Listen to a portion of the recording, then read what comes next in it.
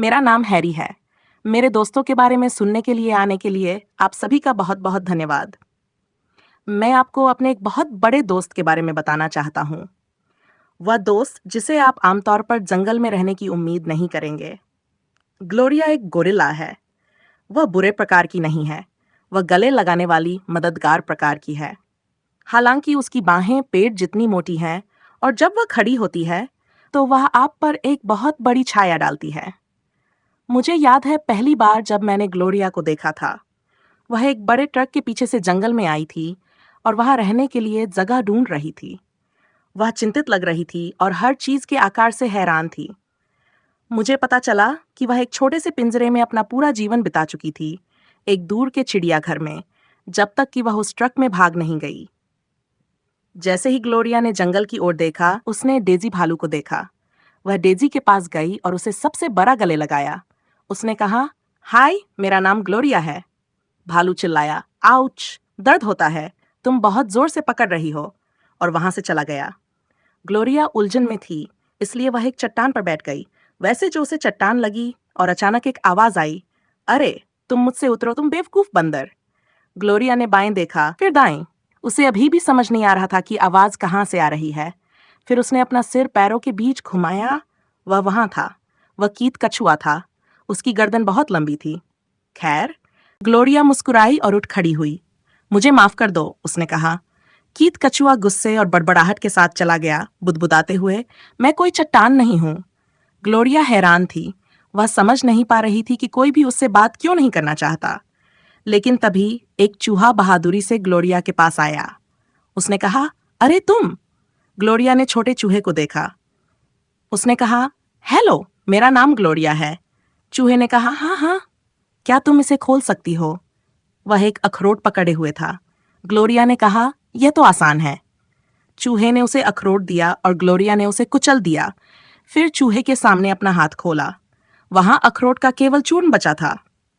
चूहा, जिसका नाम मारिया था, बहुत निराश हुआ। उसने तुमने क्या कर दिया? और वहां से भाग गया। इस समय मैंने अपने पेट से सोच, बेचारी ग्लोरिया। ऐसा लगता है कि वह सबको परेशान कर रही है। लेकिन यह सब बुरा नहीं था। उसे खाने के लिए कुछ बेर मिल गए जिससे वह खुश हो गई।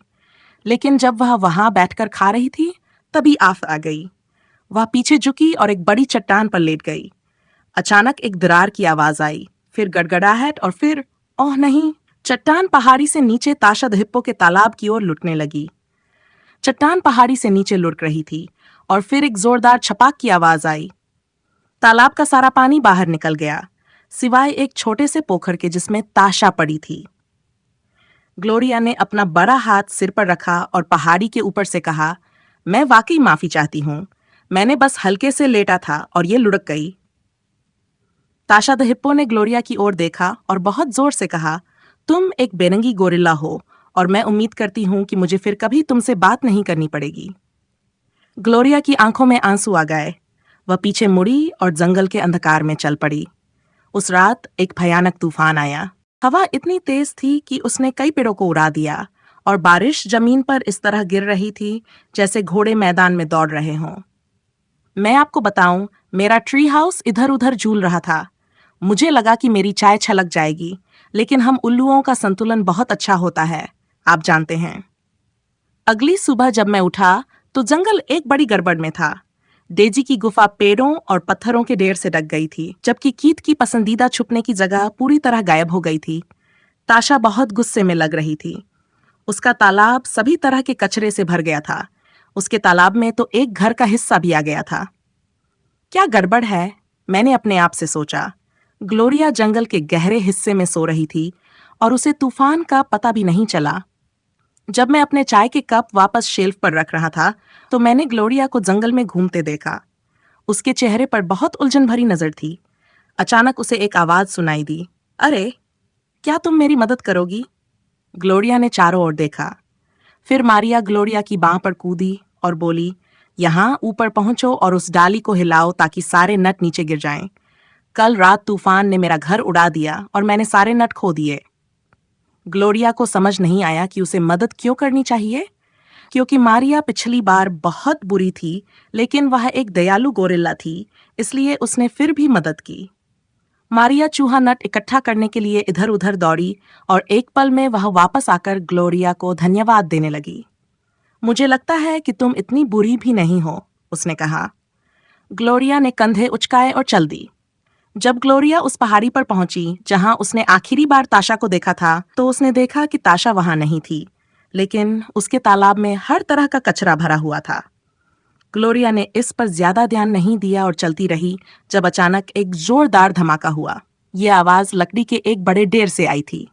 वहां ताशा थी जो अपने बड़े जबड़ों से पेड़ के तने को तोड़ने की कोशिश कर रही थी। फिर पिंग पिंग पिंग, वह एक स्टील की बीम को काटने की कोशिश कर रही थी जो किसी तरह दूर से उड़कर यहाँ आ गई थी। ग्लोरिया ताशा के पास गई और बोली, अरे क्या तुम्हें मदद चाहिए? ताशा ने कहा, मैं संभाल लूंगी, और उसने एक और बार काटा। पिंग। आउच, ताशा चिल्लाई। मेरा दांत? ग्लोरिया ने फिर पूछा। इस बार ताशा ने अपने दांत को हाथ में पकड़ते हुए कहा, हाँ ठीक है। अगली सुबह ग्लोरिया उस छाड़ी से बाहर निकली जिसमें वह सो रही थी, तो उसकी मुलाकात कीट कछुए से हुई। उसने बहुत तेज आवाज में कहा, मेरे साथ आओ। ग्लोरिया को दिलचस्पी हुई, इसलिए वह उसके साथ चल पड़ी। ज्यादा समय नहीं लगा जब तक वे वहां पहुंच गए। मारिया चूहा, ताशा द हिप्पो और डेजी भालू सभी वहां खड़े थे, ग्लोरिया के लिए एक नए घर के सामने।